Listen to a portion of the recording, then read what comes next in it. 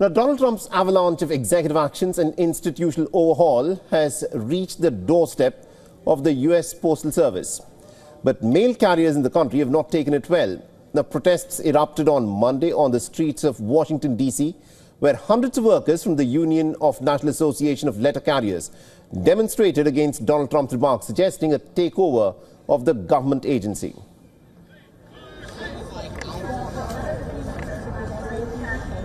Science, technology, engineering, and maybe we shouldn't be too surprised by this. Look at what we've seen over the last 30 days. I think it's very clear this administration has no interest in protecting public service, working people, or really the public good. They want to throw us away to create an unreliable, inefficient, expensive private delivery service. And what do we say to that? Hell no! Last week, while taking questions from the media, the American President Donald Trump said that he was considering merging the U.S. Postal Service with the U.S. Commerce Department. The change would effectively mean dissolving the leadership of the U.S. Postal Service. Well, we want to have a post office that works well and doesn't lose massive amounts of money. And we're thinking about doing that, and it'll be a form of a merger, but it'll remain the Postal Service, and I think it'll operate a lot better than it has been over the years. It's been just a tremendous loser for this country.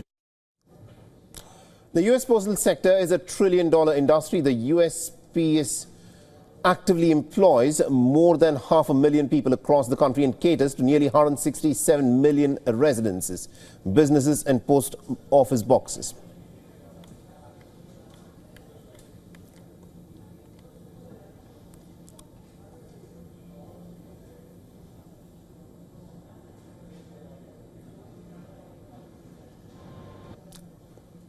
And our correspondent Susan Tarani has been tracking the story very closely for us and has sent us this report from New York. Listen in. Postal workers across the United States are protesting President Donald Trump's proposal to overhaul the U.S. Postal Service, the USPS. The administration is now considering measures like merging the USPS with the Commerce Department and also potential privatization as well, citing financial losses. Now, unions and employees have expressed concern that these changes could ultimately lead to reduced services, especially in rural areas and hard-to-get places, and also decrease jobs and wages. Rallies have been held in Washington, D.C., Portland, and other cities, and participants are emphasizing the essential public service role of the U.S. Post Office, opposing this measure to diminish its independence. Susan Tehrani reporting from New York for WION World is One.